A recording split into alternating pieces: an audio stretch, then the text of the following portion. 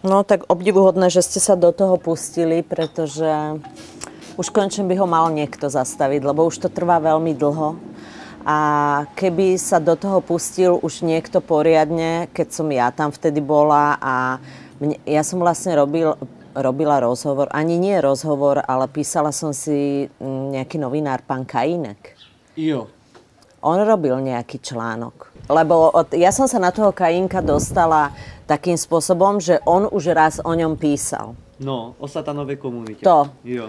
A vlastne som ho oslovila, že či nechce sa tomu povenovať, lebo toto a toto sa stalo. A potom myslím až na podnet Táni Finíkovej, tak až vtedy sa niečo začalo, lebo ona vlastne mala ešte horšiu skúsenosť, ako som mala ja.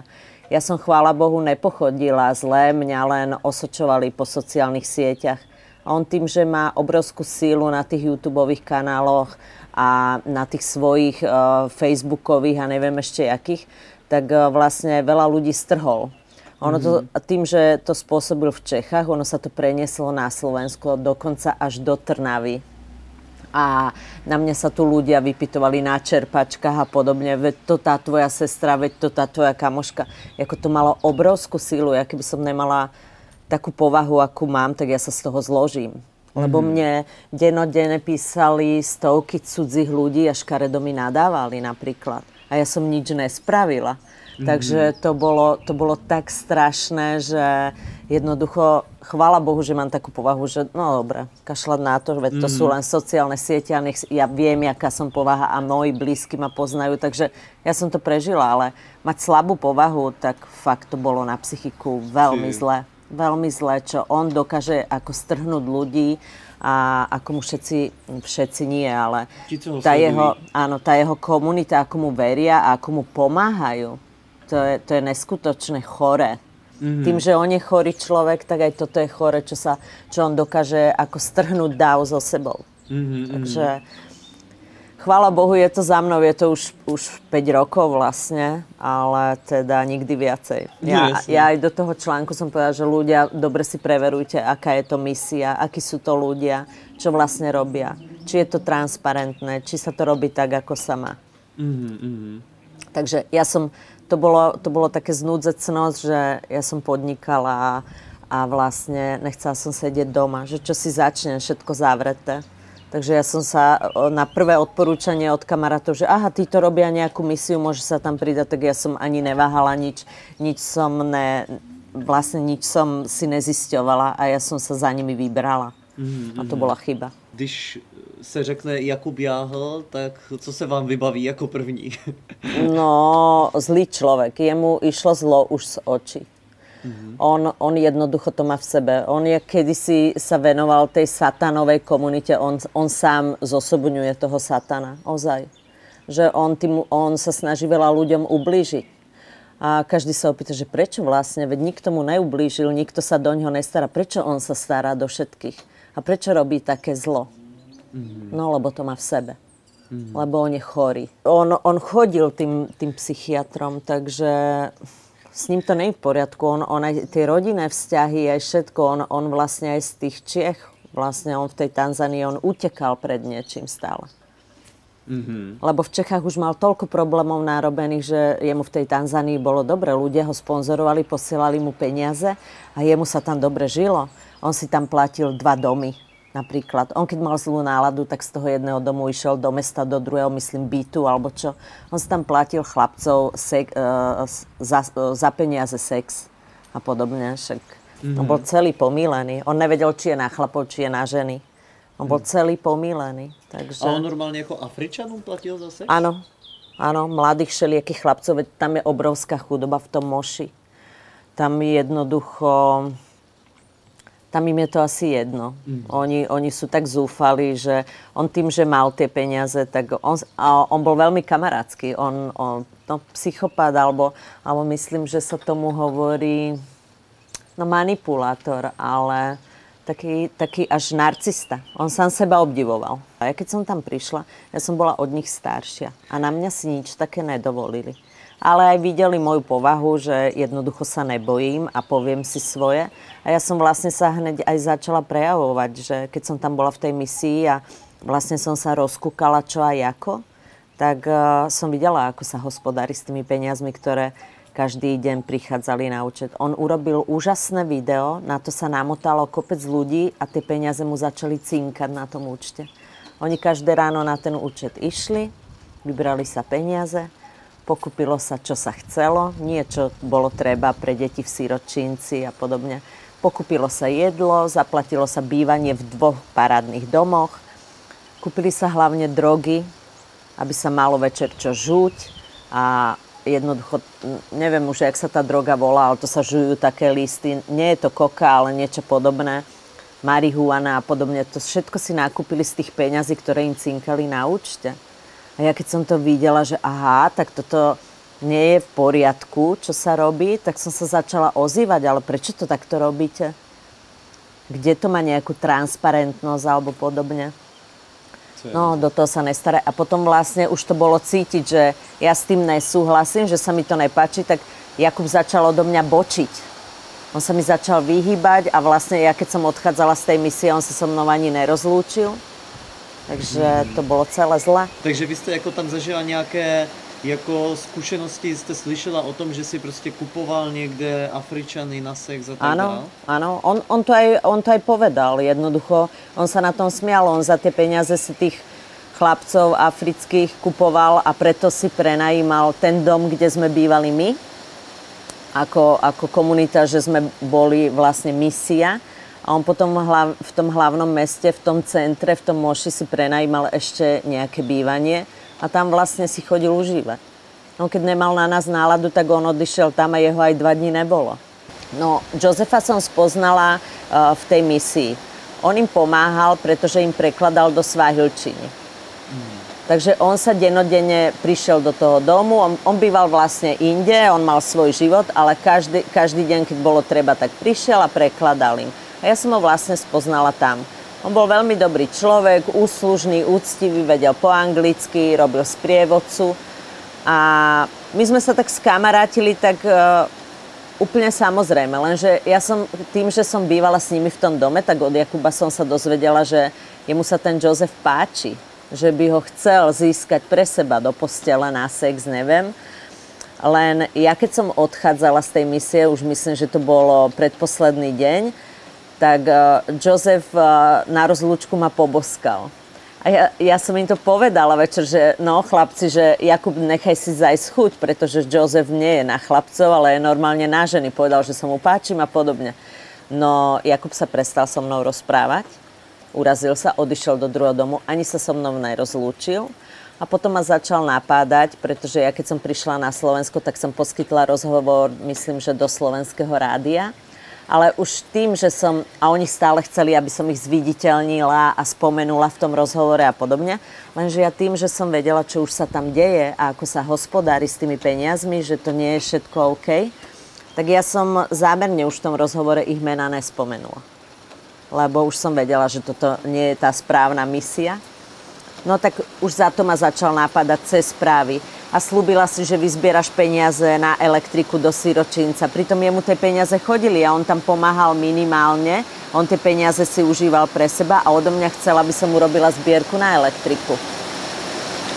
No. I počasí sa z toho bouří. No, veľmi mi bolo ľúto tej Táni, že ona tam išla pár rokov po mne a že vlastne takisto nevedela, že nenatrafila na mňa skôr. Ja vlastne ani neviem, ako ona na mňa natrafila, ako sa ku mne dostala. Ale keby to všetci vedeli skôr, ja som tam bola vlastne počas tej najhoršej korony, v tej druhej vlne, tak veľa ľudí by sa tomu vyhlo. Veľa ľudí by bolo vlastne zachránených pred tým zlom, ktoré tam zažili. Že už vtedy som ich mohla vystrihať, že toto nie je tá správna misia, že to vôbec s misiou nemalo nič spoločné. Oni tam vlastne trochu aj pomohli, ale to boli len omrvinky. Tým, že je v Afrike všetko veľmi lacné, tak oni, áno, zo pár vecí kúpili nejaké jedlo, ale to tam bolo za pár korún, ale tie stovky eur alebo českých korún, ktoré im chodili, možno tisíce, ja neviem, to užívali všetko pre seba. Oni tam mali hojný život. Oni si všetko dopriali, alkohol, ten Jakub si určite za to platil chlapcov na sex a drogy, tie sa kupovali, pokaždé keď cinkli peniaze, tak v prvom rade sa kúpili drogy. Oni žuli stále po večeroch nejaké listy a podobne. Ja som videla tých chlapov, on za nimi chodil, to boli väčšinou takí rasta a podobne, že od nich chodil kupovať marihuanu, fajčiť s nimi a podobne. Takže aj tých on sponzoroval tým, že od nich vždy niečo kúpil a vlastne oni mali od neho peniaze, tak mu vždy dali trávu a podobne. On mal nejakú komunitu, ale tak ja som sa s nimi nestretala, lebo oni videli, že ja s tým nesúhlasím, tak sa snažili predo mňou urobiť najprv nejaké divadielko, že sme misií, tak sme každý deň chodili v síročince, také tie malé komunity ľudí, že sa sadili nejaké políčka, pomáhalo sa im a tak, ale to bolo minimálne. Ja som priniesla pomoc v 2 veľkých kufroch, čo boli písacie potreby, drogéria, oblečenie, hračky a podobne. Ja som vliekla so sebou 2 veľké kufre a ja som to tam aj porozdávala. Takže ja som si ten svoj účel splnila, ale čo oni robili s tými peniazmi, tak ja som s tým nesúhlasila, ale nevedela som si pomôcť. Do toho sa nestaraj, do toho ťa nič a podobne. Napríklad chcel rozhodovať za mňa tú materiálnu pomoc, ktorú som ja priniesla, že čo sa s ňou spraví. On im to nechcel dať tým ľuďom a ja som to zo začiatku nechápala, že veď priniesla som sem 2 plné kufry materiálnej pomoci, ktoré som zozbierala tu u nás od mojich známych. Každý niečo priniesol. A on, no toto tu nechaj, oni mali takú miestnosť, kde to všetko mali nahádzané, čo im ľudia posielali. A on podľa mňa s tým obchodoval. On to nedával nezištne tým ľuďom. Tak ja som to nechápala, že ja som priniesla 2 plné kufre a ja to tým ľuďom nemôžem dať. Tak ja som každý deň si aj napriek tomu nabalila plný batoh a jak sme išli za niekým, tak ja som rozdávala. Aj napriek tomu, že on mi povedal, že nedáva im to všetko. Prečo by som im to nedala, veď som im to priniesla. Takže ja som si o tých veciach rozhodla aj tak sama. A on videl, že so mnou nemôže kývať. Takže na mňa si to nedovolili. Chvála Bohu. No a s tým Josefom to bolo tak, že Josef nám pomáhal. On im prekladal vlastne do svahilčiny. On každé ráno prišiel, opýtal sa, čo budeme robiť a podobne. Takže chodil s nami. Len ten Jakub mal na neho záľusk. A Josef sa k nemu nemal. Josef mi aj koľkokrát povedal, že oni nie sú moc dobrí ľudia. On to videl, ale samozrejme mu dávali peniaze, aby vyžil, keď im prekladal. Takže Josef sa pri nich držal, aj keď s nimi nesúhlasil, že sa mu nepáčil. On vždy radšej odišiel večer domov, on s nimi nechcel tráviť čas. No a ten Jakub mal na neho záľusk, len ja keď som odchádzala, tak ten Josef tým, že ma poboskal, tak Jakub sa na to veľmi nahneval. Že vlastne Josefa asi nedostane do postele, že to nebude také jednoduché. No a ja som sa vlastne vrátila domov bez toho, aby som sa s nimi rozlúčila. Potom ma napádali za ten rozhovor, čo som dala do toho slovenského rádia, tak za to, že som ich nespomenula. No a tým, že tu stále zúrila korona, tak ja som sa rozhodla v januári tam vrátiť, ale už nie za nimi. Ja som chcela vidieť Zanzibar, takže ja som odišla na Zanzibar s mojím bratom a s 2 kamarátmi. Sme išli na dovolenku. A tým, že Josef bol fajn a veľakrát mi tam pomohol, tak Josefa som pozvala, že nech príde za nami z Moši na Zanzibar. Ja som mu zaplatila cestu zo svojich peňazí. Takže Josef bol s nami na Zanzibare a potom moji kamoši a brat sa vracali na Slovensko a mne sa na Slovensko nechcelo ísť, lebo ja som mala stále zavretú prevádzku. Tak som sa rozhodla, že si predĺžim letenku, presuniem a že zostanem ešte s Josefom v Afrike. Tak sme sa vrátili do Moši.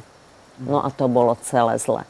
Oni sa to dozvedeli, že Josef bol za mňou na Zanzibare a že som sa s ním vrátila do Moši. A začali tie útoky cez ten Facebook a cez tie sociálne médiá. Vymysleli si na mňa, že som urobila falošnú zbierku, že som vybrala od ľudí peniaze a že za tie peniaze si užívam s Josefom dovolenku v Afrike. A to sa začalo šíriť po tých sociálnych sieťach ako mor. To išlo obrovskou rýchlosťou. Mňa začali napadať ľudia, nadávať mi, začali ma ohovárať a podobne. Na mňa bol obrovský tlak vyvíjaný z rôznych strán od ľudí, ktorých som v živote nevidela, nepoznala. A ja som sa nevedela brániť, tak bránila som sa takým spôsobom, že aj ja som zverejňovala videá z Afriky. Oni si napríklad na mňa vymysleli, že ich tam napadám, že s Josefom sme išli so zapálenými faklami k ním do domu a že sme ich chceli podpáliť. A pritom keď sa to zverejnilo na Facebooku alebo kde už to bolo, tak my sme ležali v posteli na hotelovej izbe, že mali sme obyčajný večer, že sme oddychovali. Oni si na nás vymýšľali obrovské veci. A vlastne celé sa to strhlo tým, že si vymyslel na mňa, že som urobila falošnú zbierku a že som si peniaze nechala a užívam si dovolenku s Josefom na Zanzibare. Úplný výmysel. Ja som žiadnu zbierku nerobila. Ja mám len jeden účet a podobne, že všetko sa to dalo dokázať, ale bojovať s ním cez sociálne médiá, keď ja nemám sledovateľov a on ich má, tak to bolo nemožné sa z toho. A na políciu, my sme aj tam v Tanzánii šli na políciu. My sme to všetko nahlásili. Lenže on sa premiestnil, ale jeho nebolo ľahké chytiť alebo dostať. A v Tanzánii sa veľa veciam tí policajti nevenujú. Tam jednoducho, tam to nefunguje tak, jak by malo. Takže ono to celé sa spustilo tým, asi tou Jakubovou žiarlivosťou, alebo tým, že on je psychopat, tak on si vymyslí na človeka, čo len chce. On jednoducho tak dokáže ublížiť cez tie jeho, tak ľudia jemu zožerú, hocičo on má presvedčivý prejav. On je dobrý rečník, on to vie predať. Ale zároveň je aj psychopat a on presne vie, čo tým sleduje, čo tým chce dosiahnuť. On je obrovský manipulátor. Toto bola pre mňa obrovská skúsenosť, ale ja som to chcela vymazať zo života, že takto sa nechať úplne vtiahnuť do nejakého zlého sveta úplne, že on, jak mal tú satanovú komunitu, tak on originál je zosobnenie satana. S ním nikto nič nechce mať, keď zistí, aký je človek. A teda je mi ľúto, že napríklad Táňa, ktorá tam išla po mne, alebo aj spomínala nejaké dievčatá, že dali mu na letenky a nakoniec on tie peniaze minul a ani vlastne nevycestovali tie baby, lebo postupne Táňa ich samozrejme hneď kontaktovali, že babi, nechoďte do tej misie, lebo toto a toto, tak teraz oni nevedeli, máme ísť, nemáme, už sme mu dali peniaze na letenky. Ja ani neviem, jak to dopadlo. Ale tá Táňa dopadla o mnoho horšie ako ja. Oni tam dokonca dom kúpili a potom okolo Jakuba, čo sa hýbali, títo pofiderní ľudia, oni ho predali a peniaze si nechali a podobne. Že tá Táňa dopadla oveľa horšie ako ja. Ja som vlastne len mala takú tú újmu, že zažila som ten teror cez tie sociálne siete. Že mňa len ľudia napadali a nadávali mi za niečo, čo som neurobila. Že jednoducho si na mňa vymyslel blúd, že som urobila zbierku a užívam si peniaze na Zanzibare s Josefom. Takže to bola len taká pomsta za to, že on jednoducho nedosiahol to, čo chcel. On vtedy dokáže byť veľmi zlý. Ale tá Táňa zažila fyzické násilie. Zažila to, že ju obrali o kopec peňazí. Toto mne sa nestalo. Ja som tam žiadne peniaze im nedala. Ja som len priniesla materiálnu pomoc v 2 veľkých kufroch a to som si aj splnila, aj rozdala. Ale neprišla som o peniaze a na mňa si fyzicky nedovolila ani jeden.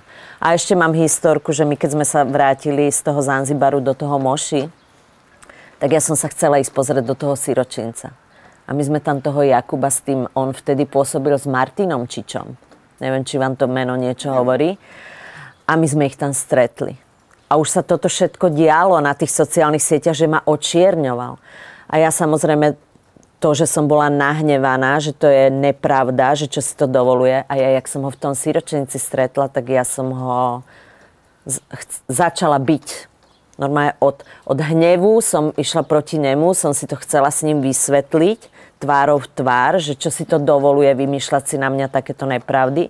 On mi niečo také odvrkol a mne vystrelila ruka, ja som mu dala do tváre pesťou. Lenže ja som nevedela, že za chrbtom mi stojí Martin Čičo a všetko to natáča na video.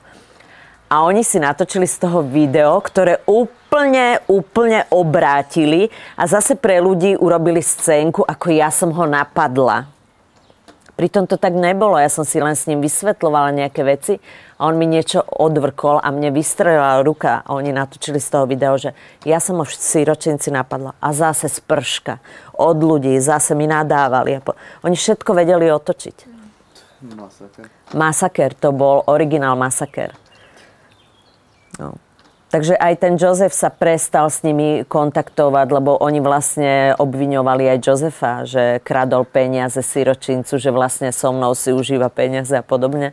Takže aj ten Jozef, on by vám vedel takisto dať svedectvo, lebo mi teraz písal, asi ho niekto kontaktoval, alebo mu hovorili tí ľudia v Afrike, že Jozef, toto a toto sa deje, že na Jakuba Jáhlasu je veľa zlých vecí a rieši sa to cez novinárov a takto. Tak Jozef ma kontaktoval. No samozrejme, ako náhle sa spomenie meno Jakub Jáhl, tak Jozef hneď nadáva. Hneď škaredé nadávky.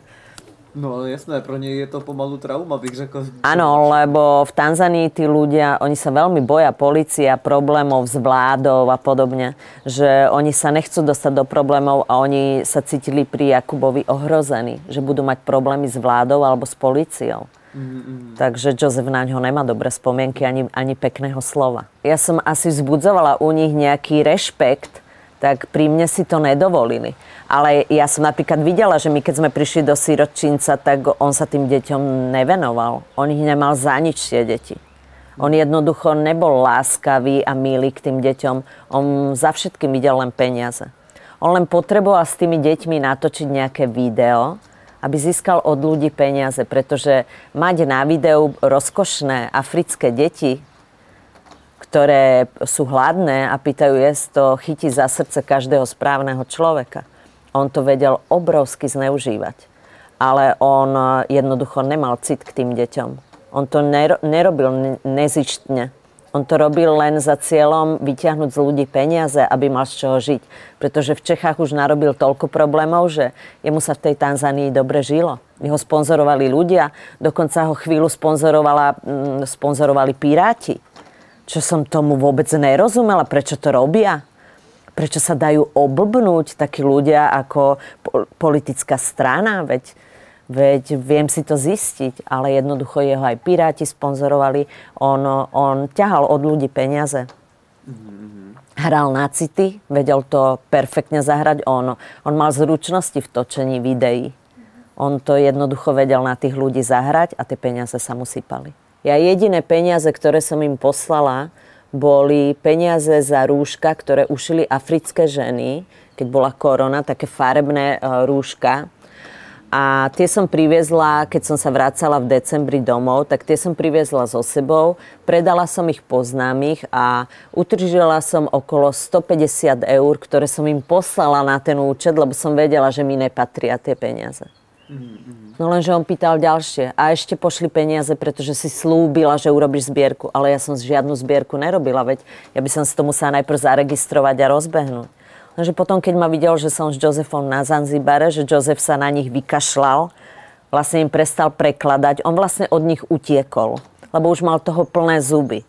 Tak on, tým, že nemal peniaze, tak vedel, že ja mu tie peniaze dám zo svojich, tak som mu zavolala na ten Zanzibar a on od nich s radosťou utiekol. A to Jakuba nahnevalo. Preto začal útočiť. A vymyslel si na nás túto historku. To išlo ako mor. To sa obrovsky šírilo, veď tá sila tých sociálnych sietí, že od nejakého Jakuba Jáhla z Čiech sa to dostane na Slovensko, dokonca až do Trnavy a ľudia si to šírili a zdieľali medzi sebou. To bolo hrozné. To išlo ako mor ozaj. Takže tá síla toho jeho presvedčivého prejavu, psychopatického, že on dokázal sa predať. A jemu to tí ľudia žrali, jeho obdivovali. On sa v tom kúpal. On to mal rád. On rád ubližoval. On jednoducho mal z toho pôžitok. Tí Afričania sú vďační aj za málo. On im fakt dával málo, ale jednoducho oni sú vďační aj za to. Oni tam fakt nič nemajú, takže on sa v tom vyžíval. On tam bol král, on sa tak aj cítil, aj sa tak prezentoval. Takže toto bolo na ňom až hrozivé, keď som to sledovala v priamom prenose, ako on sa v tom vyžíva. Toto je chorý človek. On jednoducho len vo svoj prospech pozerá a každému dokáže ublížiť. Akýmkoľvek spôsobom on sa neštíti ničoho. Voči mne mali rešpekt. Lebo neviem, koľko oni majú rokov, ale tak nemohla by som im byť mama, ale bola som od nich staršia. A tým, ako som aj vystupovala, že som si nenechala, keď aj koľkokrát išiel niečo mi povedal, že halo, ty sa spamätaj, so mnou sa takto nebav. tak oni tak opatrne so mnou zaobchádzali, takže na mňa si nedovolili toto.